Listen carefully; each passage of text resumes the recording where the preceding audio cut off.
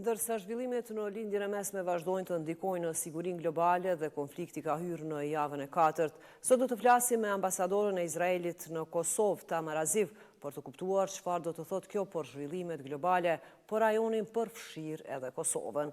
Good day, Mrs. Wiesen. Thank you for Zonja Wiesen, faleminderit që u bashkuat. Thank you very much for having me today. Faleminderit shumë që më ftuat sot. Lindja e mesme ka hyrë në periudhë tjetër të mos stabilitetit. Sipas shqiptarëve suaj, çfarë përcakton fazën aktuale të këtij konflikti? As you know, we're now on the 24th Si që dini, jemi në ditën 24 të operacioneve së bashku me Shtetet e Bashkuara, me udhëheqjen e Shtetet e Bashkuara, po punojmë për botën dhe për paqen në botë, në mënyrë që të shpërbëjmë dukshëm regjimin terrorist të Iranit dhe aftësinë e tij për armë bërthamore dhe për raketat, si dhe shpresojmë që të krijohen kushtet për të cilat populli iranian do të mund të bëjë ç'është e domosdoshme për ta ndryshuar regjimin në Iran. Zhvillimet e fundit kanë treguar një përshkallëzim të drejtpërdrejtë midis Iranit dhe Izraelit, siç po shohim. Sa afër është situata për një luftë më të gjerë në rajon?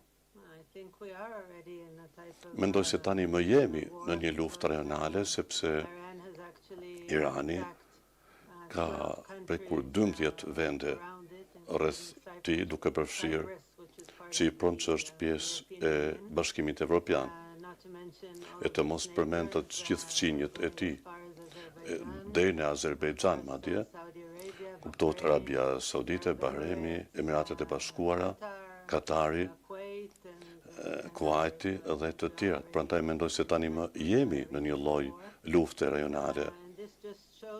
Kjo tregon, mendoj, thjesht rrezikun e tmerrshëm që ky regjim terrorist, e këtij regjimi terrorist, që nuk ka të ndalur dhe sulmon çdo në përreth tij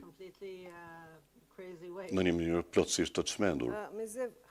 Zonja Aziv, sa është i përgatitur Izraeli për një konfrontime të zgjatura? Izraeli është i përgatitur. Siç e dini,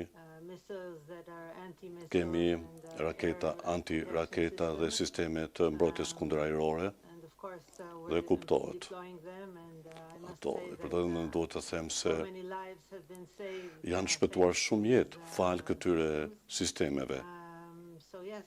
Pra po, Izraeli është i përgatitur dhe më duhet të them se popullsia e Izraelit këtë ngjarje është jashtëzakonisht e vështirë për popullsinë civile.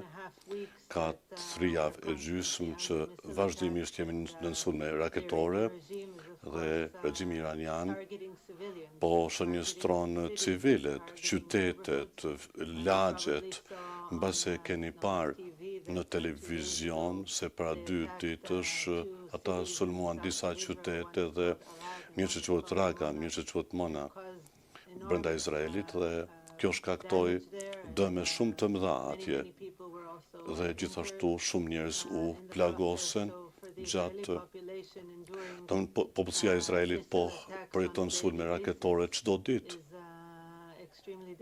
Është jashtëzakonisht e vështirë, por më duhet të them se populli izraelit është i fortë dhe po qëndrojnë, me gjithë faktin se për 3 javë e gjysmë nuk ka shkolla, fëmijët qëndrojnë në shtëpi, disa nga bashkëshortet tani më janë angazhuar në ushtri dhe grave u duhet të merren vetëm ato me fëmijët dhe duke ikur në strehimore që t'jenë me fëmijët gjatë gjithë ditës, prandaj është situatë e ndërlikuar dhe populli ende po e përballon këtë dhe për ne është çështje ekzistence ose mos ekzistence, sepse kemi parë se në qershor, kur patëm luftën e parë me Iranin, ja dolëm që dukshëm të adopsonim kapacitetet e tyre bërthamore si dhe raketat e tyre, por pas 8 muajsh ata ja dolen që të riprodhonin industrinë e tyre të vdekjes. Pra, tani e kuptojmë shumë më mirë se nuk kemi zgjedhje tjetër përveç se të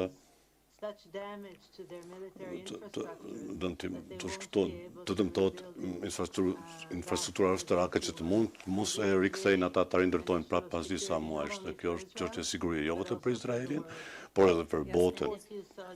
Pra, para 2 ditësh se lancuan një raketë 4.000 kilometrëshe dhe veprimi i tyre Diego Garcias në ishullin atjeshëm, kjo raketë mund të godas pothuajse çdo vend të Evropës. A ekziston të një mundësi zgjidhje nga rajoni, apo ka kaluar rajoni përtej kësaj pike? Besoj se gjithmonë ekziston mundësia për të arritur tek një marrëveshje.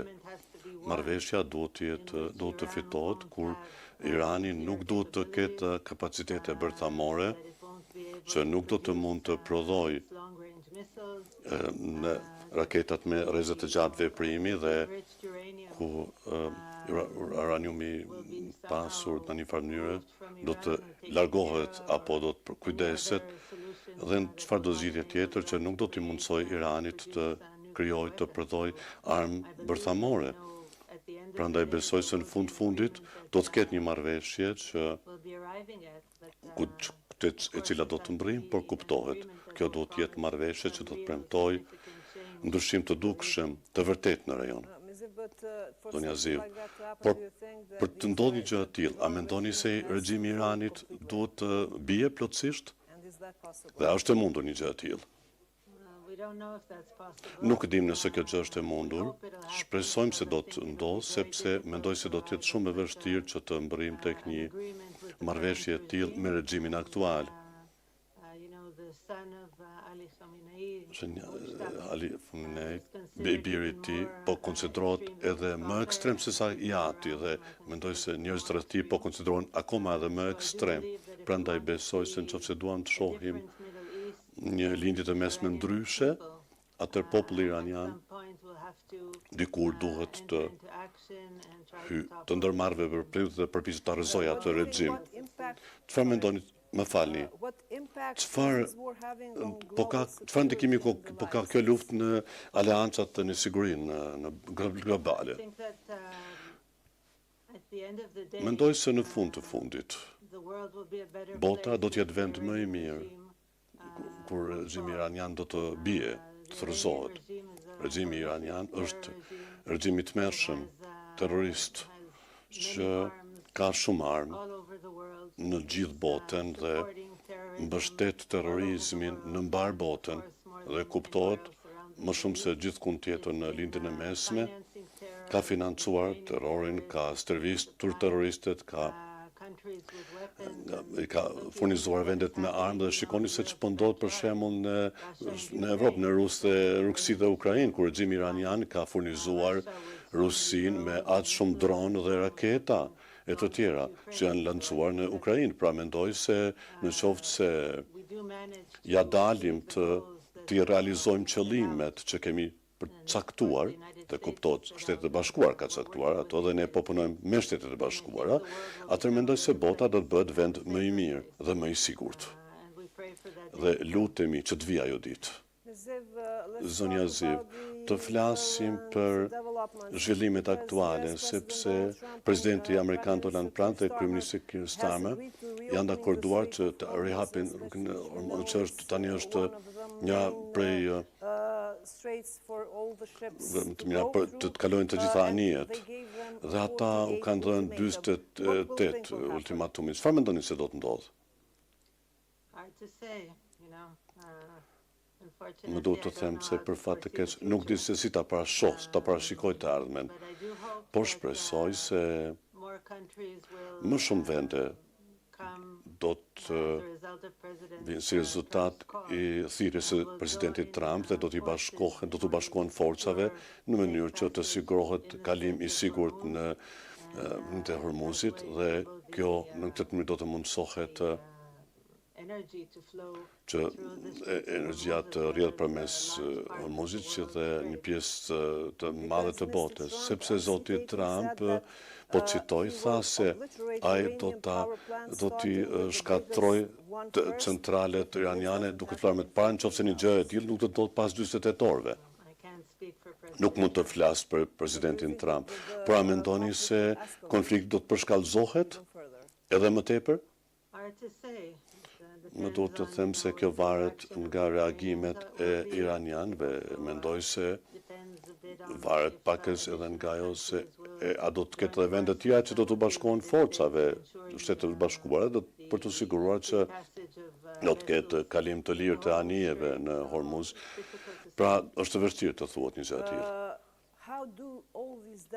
Gjithë këto zhvillime në lindjen e mesme, si të ndikojnë ato në rajonet e vogla si Ballkani Perëndimor?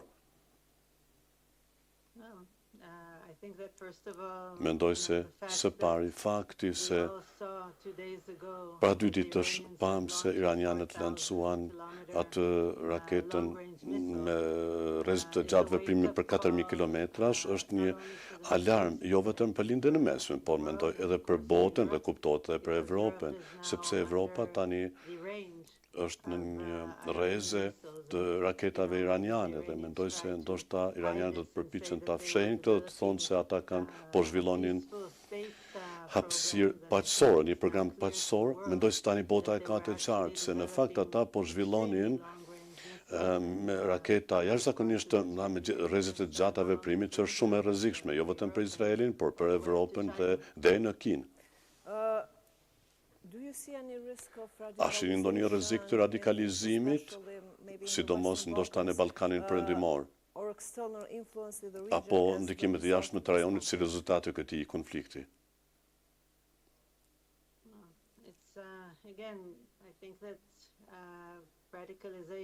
Mendoj se radikalizimi mund të ndodhë kudo. Kemi parë shumë sulme antisemite në gjithë botën.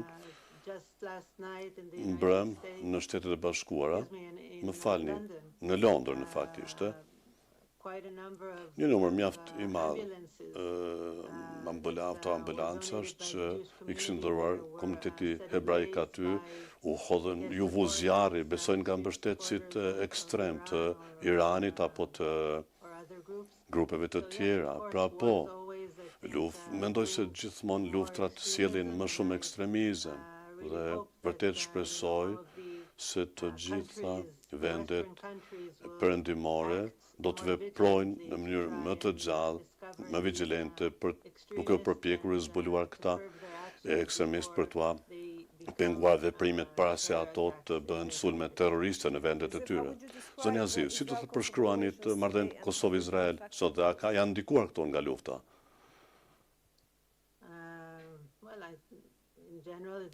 Në përgjithësi, marrëdhëniet midis Izraelit dhe Kosovës janë shumë të mira.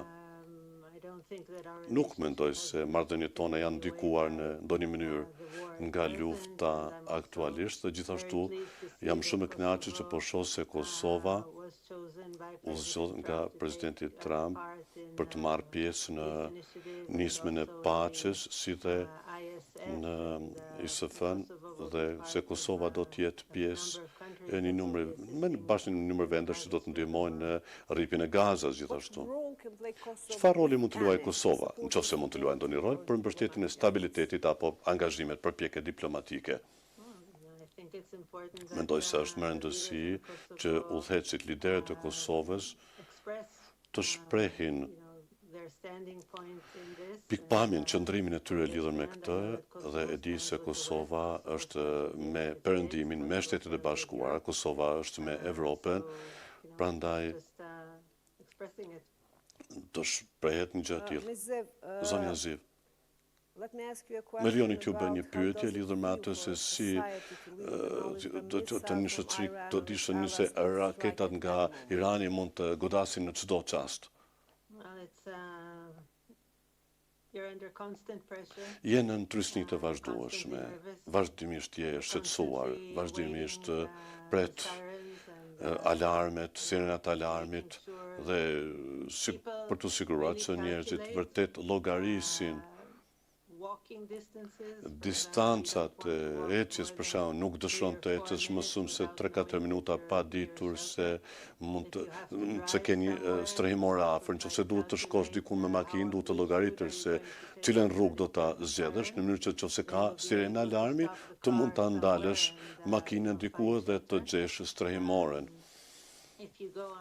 Në qoftë se shkon në autostradë, bëhet më e vështirë, nga se atje në autostrada nuk ka strehimore, prandaj duhet ta ndalësh makinën në anë të rrugës, të dalësh nga makina, të shtrihesh në tokë dhe thjesht ta mbulosh kokën me duar.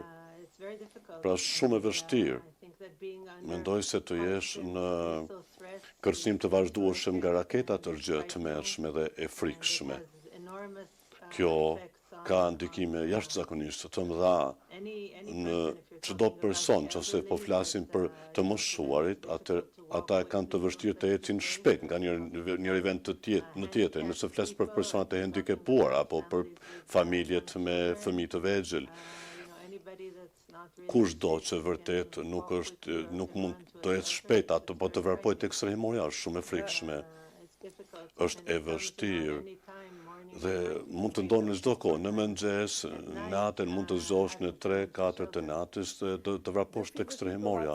A mendoni se njerëzit jashtë rajonit vërtet mund ta kuptojnë se çfarë po përjetojnë vërtet civilët nën këto sulme? Mendoj se vetëm vendet që tani po përjetojnë sulme të tilla, si Emiratet e Bashkuara, Arabia Saudite, Azerbajxhani dhe të tjerat që kanë përjetuar se ç'është sulmi raketor, vetëm ato mund të identifikohen me këtë. Por mendoj se pa e përjetuar vetë është e vështirë ta kuptosh se ç'do të thotë të jetosh në sulme raketore. Zonja Aziv, çfarë mesazhi do të dërgoni të audiencës publikut të Kosovës që shikojnë këtë konflikt nga larg? Para së gjitha, do dëshiroja të falenderoj të gjithë të miqtë të Kosovës dhe qeverinë, kuptohet, për mbështetjen e këtij operacioni dhe për mbështetjen që na kanë mbështetur ne konkretisht, po ashtu. Vlerësojmë shumë një gjë të tillë dhe vërtet i falenderoj të gjithë miqtë e Izraelit në Kosovë për mbështetjen tuaj dhe për miqësinë. Po çfarë mesazhi do doni t'u japni qytetarëve të Kosovës për marrëdhënien e ardhme midis dy vendeve tona? Jam shumë e kënaqur me zhvillimin e marrëdhënieve dhe vërtet shpresoj se do të shohim një lindje të re të mesme që nuk ka nevojë të përfshihet në luftra, sepse fatkeqësisht që 2 vjet e gjysmë që nga 7 tetori ka qenë nën sulme dhe nën luftra dhe shpresojmë se kjo do të mbarojë në një të ardhme të afërt dhe se do të mund të kthehemi të punës, bashkëpunimit dhe marrëdhënieve ekonomike në kulturë, akademi dhe kuptohet marrëdhëniet bilaterale midis vendeve tona. Pra po presim me padurim për një gjë të tillë dhe shpresojmë se kjo gjë të tillë do të bëhet së shpejti. Zonja Aziv, ju falenderoj shumë për intervistën, ishte kënaqësi. Ju falenderoj shumë.